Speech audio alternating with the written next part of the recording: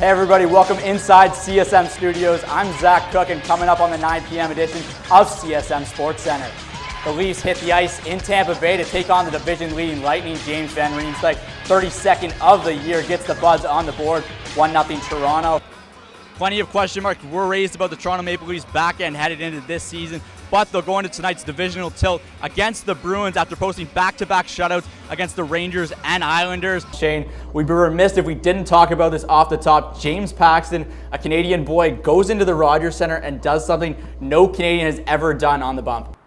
It will be an interesting offseason for the Toronto Maple Leafs this year, and in more ways than one. After bowing out to the Boston Bruins in 7 games in the first round of the Stanley Cup playoffs, newly appointed general manager Kyle Dubas will look to make his mark on this club, and he'll have $22 million in cap space to do so. Raptors in the Sunshine State taking on the lowly Orlando Magic. Raptors All-Star guard DeMar DeRozan did not dress tonight. He has a left thigh contusion. Safe to say that Mets executive J.P. Ricciardi had his fingerprints all over this move. Ricciardi was the one who acquired Bautista from the Pirates when he was Blue Jays general manager back in 2008. Now, if this is Bautista's last hurrah in the majors, he'll be going out with the ones who gave him that first opportunity. From Toronto, Zach Cook, CSM.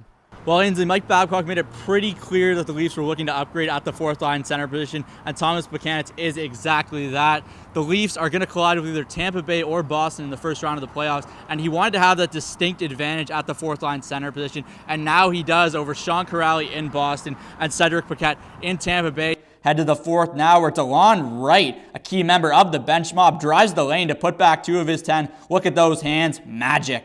Lowry putting the exclamation point on the game, feeding big Bebe Nagara for the alley-oop. Next possession, Lowry still doing his thing, nails his season-high 7th triple on the game. Serge Ibaka and the bench are dancing. That's never a bad sign. Lowry and the Raps take this one, 93-86.